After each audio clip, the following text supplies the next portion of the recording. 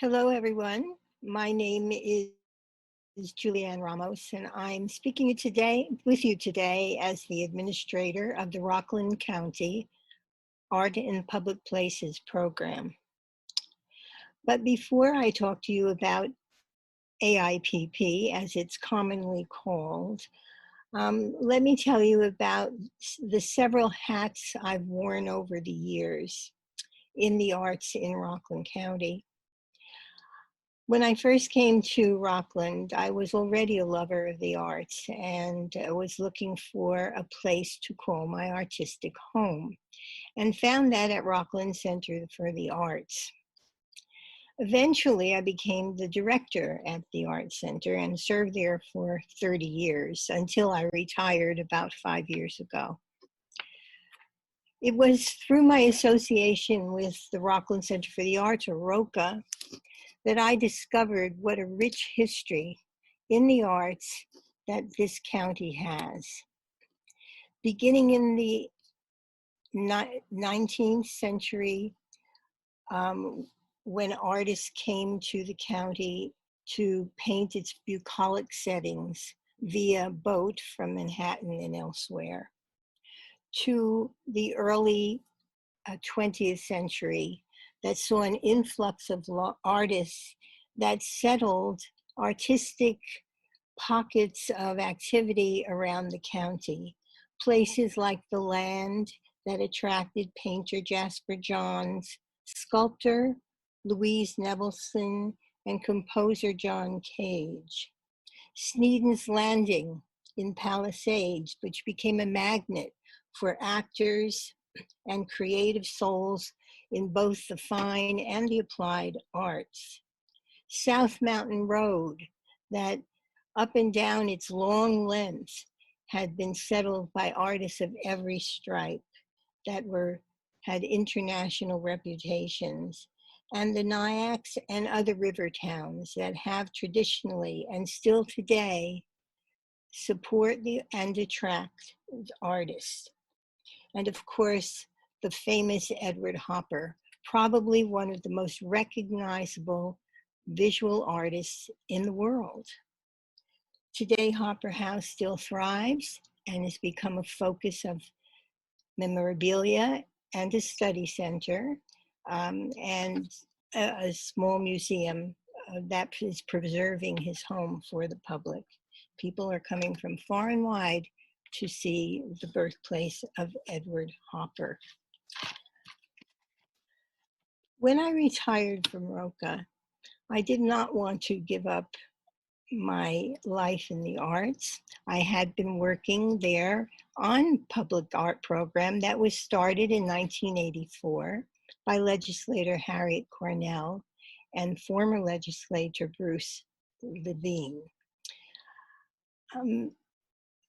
I began to really learn a great deal about public art during the work I was doing at ROCA on this program, and really came to appreciate the unique work that public artists do.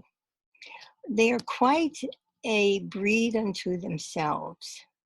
They wear many, many hats, not only as creative spirits, but also they have to understand engineering. They have to understand weather conditions in all the places that they're placing their art. And they have to know how to maintain good relationships with the political people who may be working with them, corporate people who they may be working with, as well as the community who is going to receive their art. And I'm proud to say that Rockland County Art and Public Places, which is run by a committee of 11 volunteers from the community, all arts professionals, have done that very well. And over the years, the public art program in this county has, because of that, thrived. It also has the full support of the county itself, and many of the department heads that AIPP has to cooperate and work with, bend over backwards to make this a very rewarding program. We have placed over 50 works of art throughout the community since 1986, when the program was founded. And there is a website, Rockland County Art and Public Places. It's aipprockland.org. On that website, you will find a brief history of the program, an announcement of any up-and-coming opportunities for artists, and you will find also a page that shows you exactly the art that has been placed, information about each piece with photos, and where it is in the county. There is a map that coordinates it, and if you click on the bottom, it will tell you exactly where that art is and how to get there. So it's a very user-friendly resource. A lot of people find themselves intimidated by arts. They feel uncomfortable if they go into a gallery, or they may not understand if they feel if a museum is a place for them. But public art invites you in to see it in an open setting on your own time, when you have the time, by yourself, with a family. There's so many ways to enjoy public art in the community. We place paintings, stained glass windows, sculptures, wall reliefs. You'll see them all on the website. I hope that you'll take the opportunity to enjoy the art that's free and open to the public on county sites throughout Rockland. Take your families, spend a day, make it a picnic. There are a lot of places where you can do that, where public art exists, and to enjoy every piece of it. Before I close, I do want to say one thing about the artistic community that I have found over these many years. The artistic community in Rockland is a very cooperative and supportive one. Rather than competitive, the artists here support and help each other.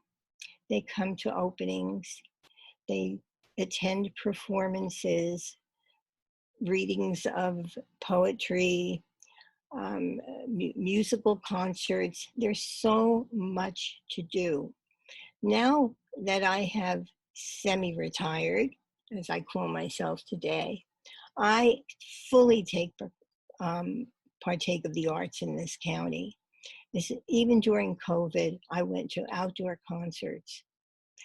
And now that things are starting up again, I've taken classes at Roca and other programs. I've been at Penguin Theater to enjoy their shows. And